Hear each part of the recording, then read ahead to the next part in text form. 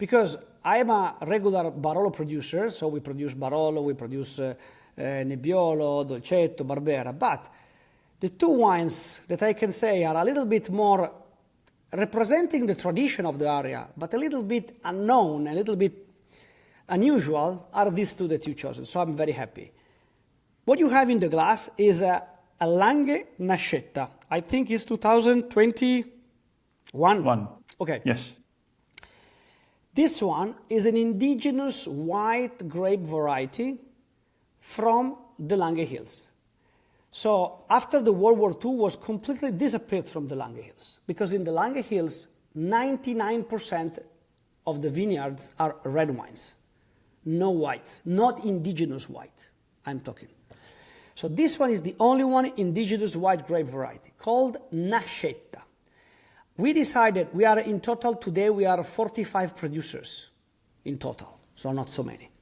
I'm the only one who planted the vineyard of Nascetta facing north.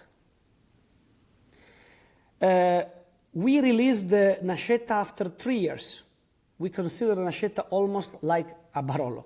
Because if you read the old books, the Nascetta was considered from the French enologists came here in the 18th century to study all the wines, like some German Riesling, and have a very good potential of aging.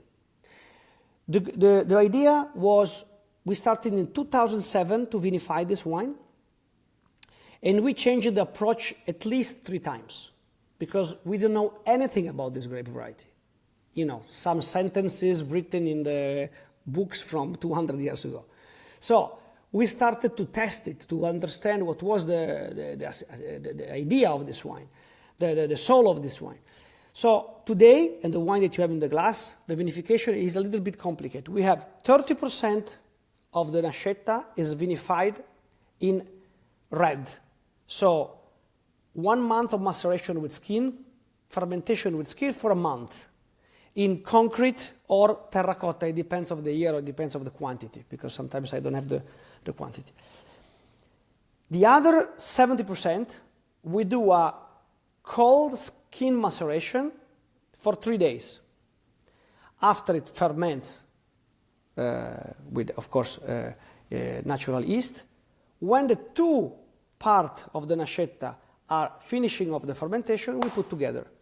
So 2 parts of the Nascetta, 2 different vinification, but at the end of the fermentation, we put together. We put in concrete tanks, batonnage, and after 1 year, 1.5 years, we bottle. We have, you know, you can feel from the glass, it's a white one, with a very good acidity, with a very good minerality.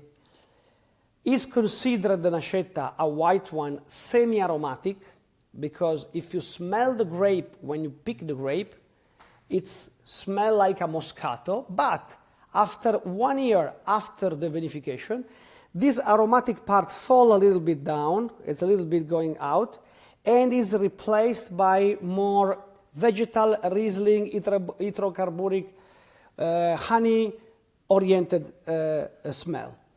And that's, I think, is the evolution of the Nascetta. Sometimes this wine we also pour at the end after the Barolos, just to play the game and to show to the people how is the potential of this white wine, because the acidity and the minerality can compensate the tannins of the Barolo.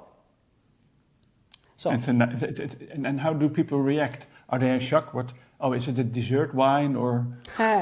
No, and that's the nice thing is to wow, you give me a white at the end. You know, if you go in Bourgogne, the Chablis, sometimes also the producers of Chablis, they do that. They put the Chablis after the Pinot Noir.